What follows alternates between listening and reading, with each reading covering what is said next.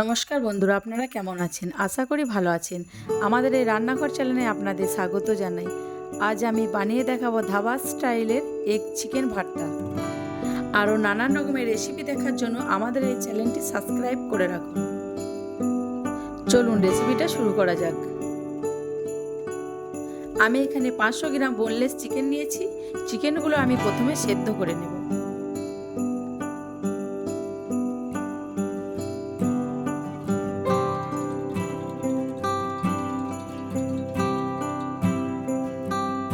এবার চিকেনগুলো সেদ্ধ হয়ে গেছে, একটা পাত্রে তুলে নেব। কড়াইয়ে তেল দিয়ে দেব। এবারে তেল গরম হয়ে গেছে, তেজপাতা, দারচিনি, লং, এলাচ, একটু গোটা জিরে দিয়ে দেব।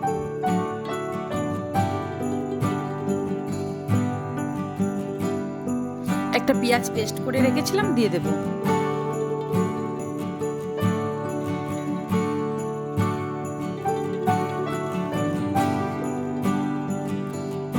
পেঁয়াজটা ভাজা হয়ে গেছে, পেস্ট করে রাখা আদা রসুন দিয়ে দেব। পেঁয়াজ আদা রসুন বাটা হয়ে গেছে, এবার আমি কাঁচা লঙ্কা বাটা দিয়ে দেব।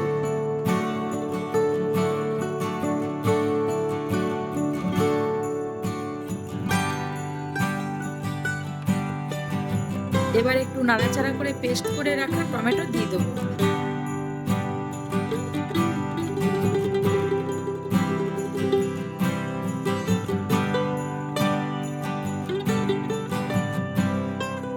কাজু আর মগজদানা পেস্ট করে রেখেছিলাম, এবার দিয়ে দেব।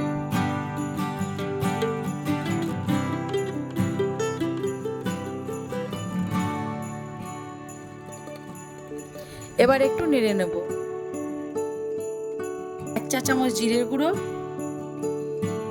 1 চা চামচ ধনে গুঁড়ো, 1 চা চামচ লঙ্কার গুঁড়ো, ওই 1 চা চামচ কাশ্মীরি লঙ্কার গুঁড়ো। একটু নেড়ে নেবো যাতে মশলাটা না লাগে। 1 চা চামচ হলুদ গুঁড়ো,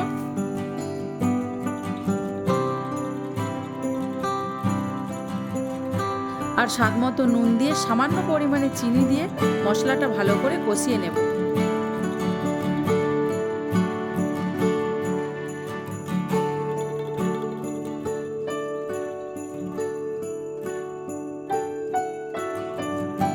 কড়াইয়ে তেল ছেড়ে গেছে, এবার চিকেনটা দিয়ে দেব।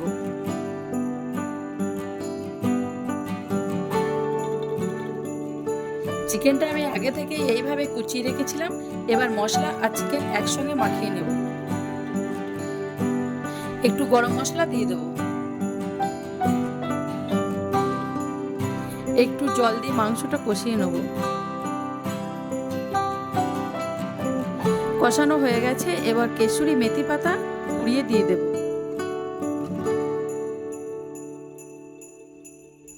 এরপর ডিমগুলো দিয়ে দেবো। ডিমগুলো আমি আগে থেকেই কুচিয়ে রেখেছিলাম। এবার চিকেন আর ডিম ভালো করে মিশিয়ে নেব। মেশানো হয়ে গেছে, এবার 1 চামচ বাটার দিয়ে নামিয়ে নেব। বাড়িতে এইভাবে এগ চিকেন ভর্তা বানালে স্বাদ পাবে একদম ধাবার মতো।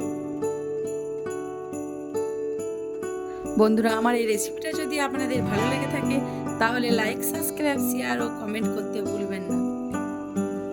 দেখা হচ্ছে পরের ভিডিও। ধন্যবাদ।